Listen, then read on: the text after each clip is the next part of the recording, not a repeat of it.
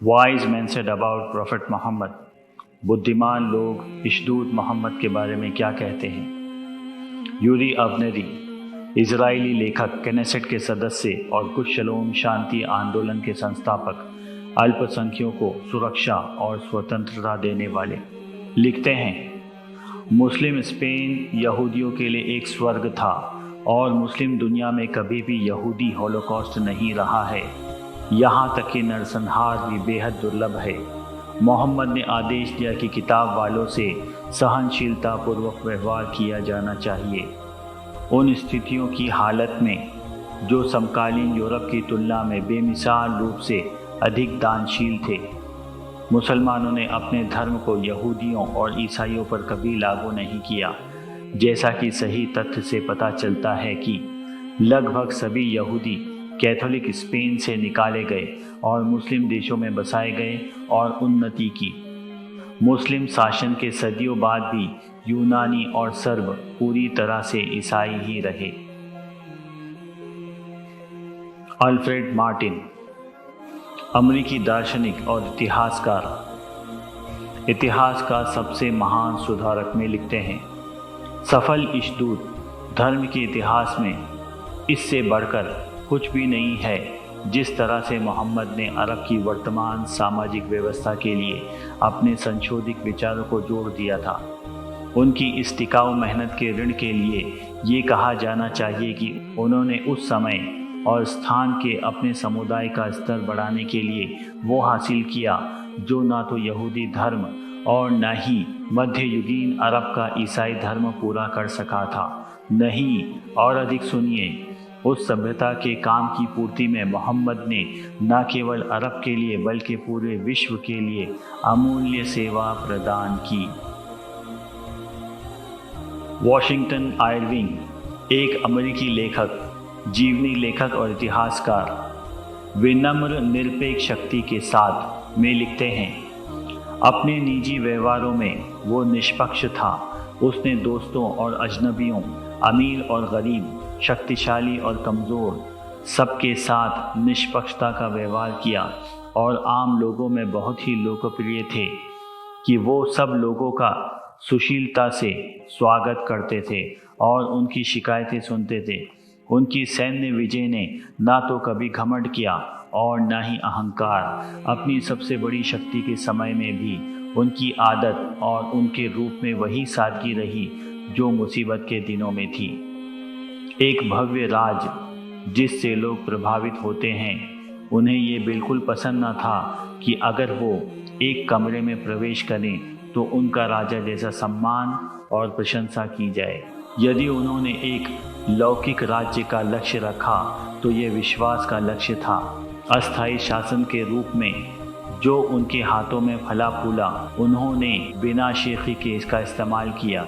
इसलिए उन्होंने अपने परिवार में इसे स्थिर रखने के लिए कोई कदम नहीं उठाया।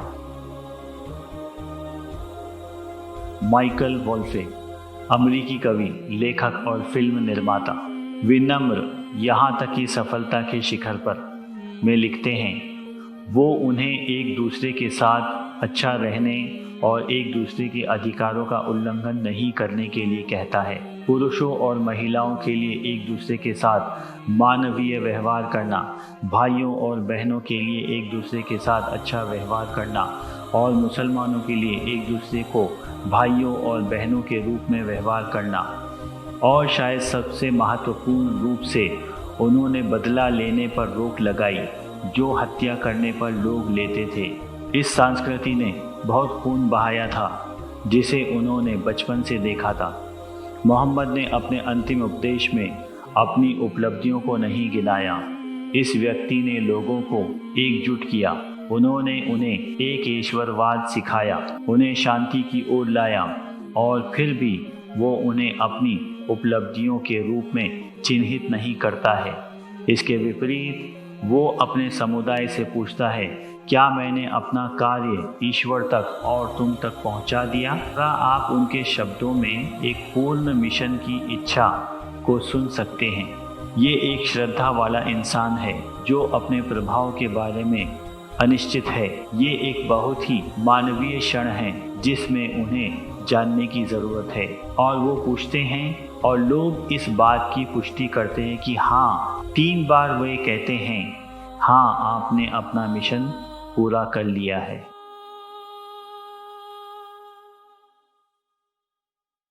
बार्नाबाई रॉजरसन, प्रसिद्ध ब्रिटिश लेखक, प्रकाशक और इतिहासकार। एक व्यक्ति में प्रतिभा के विविध पहलू। इस्लाम के भीतर हालांकि वो मानव मूल्य की लगभग हर चीज़ का प्रतिनिधित्व करता है, मोहम्मद ईश्वर के इष्टदूत, पुरुषों की उस लंबी कतार का अंतिम और सबसे महान, आदम से लेकर अब्राहम, मूसा और जीसस तक, जिन्होंने ईश्वर वाणी को मानव जाति तक पहुंचाने के लिए संघर्ष किया। यहाँ तक कि जब एक पूरी तरह से धर्मनिरपेक्ष दृष्टिकोण में देखा जाए तो वो एक महान वीर है। वो खिलाफत के संस्थापक थे, जो दुनिया के सबसे महान साम्राज्यों में से एक था। शास्त्रीय अरबी के निर्माता, एक नया साहित्य और विश्व भाषा, एक नई राष्ट्रीय पहचान के संस्थापक, अरब और इस्लाम के निर्माता। दुनिया भर में एक संस्कृति है जो अब 1200 मिलियन मजबूत है और आपकी तुलना में अधिक तेज़ी से बढ़ रही है। केवल यूरोपीय सभ्यता के कुछ पात्रों के सर्वोत्तम गुणों से जोड़कर अलेक्जेंडर द ग्रेट, डायोजीन्स और अरस्तु या सम्राट कॉन्स्टेंटाइन, सेंट पॉल और सेंट फ्रांसिस के संयोजन से क्या आप इस व्यक्ति की महानता को नाप सकते हैं? इष्टदूत मोहम्मद, एक जीवनी।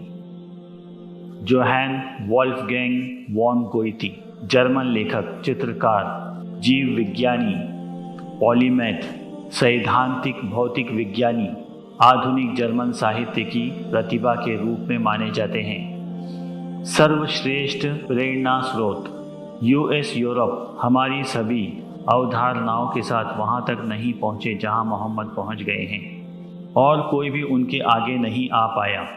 मैंने मानवता के इतिहास में उदाहरण के तौर पर ढूंढा और पाया कि ये मोहम्मद थे, क्योंकि सच्चाई का खुलासा होना चाहिए। निसंदेह मोहम्मद पूरी दुनिया को एक ईश्वरवाद की ओर लाने में सफल रहे। मैंने मनुष्य के लिए एक रोल मॉडल के लिए पूरे इतिहास में खोज की है और मुझे इष्टदूत मोहम्मद के अलावा कोई नहीं मिला है। स्टॉबर्ट JWH, संस्थापक, समाज के प्रचारक, ईसाई ज्ञान, सभी मनुष्यों में श्रेष्ठ, लिखते हैं, अपने कार्यकाल में साधनों की कमी से परखा गया और उस कार्य की सीमा और स्थिरता से जिसे उन्होंने पूरा किया। दुनिया के इतिहास में कोई नाम मक्का के ईश्वर की तुलना में अधिक विशिष्ट चमक के साथ नहीं चमका। उनकी प्रेरणा जो उन्होंने दी, कई राजवंशों का अस्तित्व समाप्त हो गया।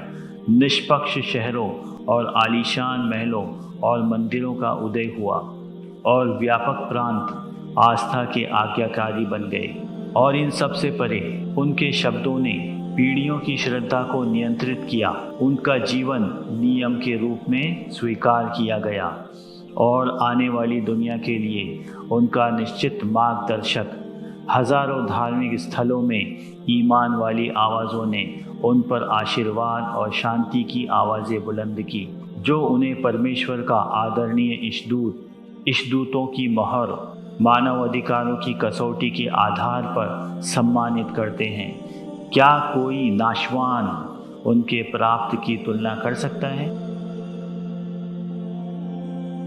सर विलियम मुइर, प्रसिद्ध नफरत इस्लाम विद्वान और स्कॉटिश उपनिवेशी प्रशासक, असीम कृपालु और देखभाल करने वाला। एक उल्लेखनीय विशेषता, मोहम्मद ने महत्वहीन लोगों से भी ध्यानपूर्वक व्यवहार करके उन्हें अपना अनुयायी बना लिया। शील और दयालुता, धैर्य, आत्मत्याग और उदारता ने उनके व्यवहार को परिपूर्ण कर दिया और उन्होंने अपने चारों ओर प्रेम को फैलाया। उन्हें ना कहना ना पसंद था। यदि किसी प्रश्न का उत्तर देना ना चाहते तो उन्होंने चुप्पी पसंद की।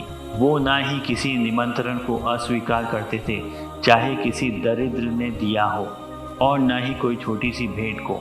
उनके पास ऐसे दुर्लभ गुण थे कि प्रत्येक व्यक्ति को लगता था कि वो उनका चहेता अतिथि है। यदि वो किसी से मिले जो अपनी सफलता पर आनंदित होता तो वो उत्सुकता और सौहार्दपूर्वक उसका हाथ दबा लेते थे। शोकग्रस्त और पीड़ित के साथ उन्होंने सहानुभूतिपूर्वक दया दिखाई, कोमल और प्रेम छोटे बच्चों के प्रति। उन्होंने कमी के समय में भी अपना भोजन दूसरों के साथ बांट कर खाया। उन्होंने सदा दूसरों के लिए अपना आराम खोया।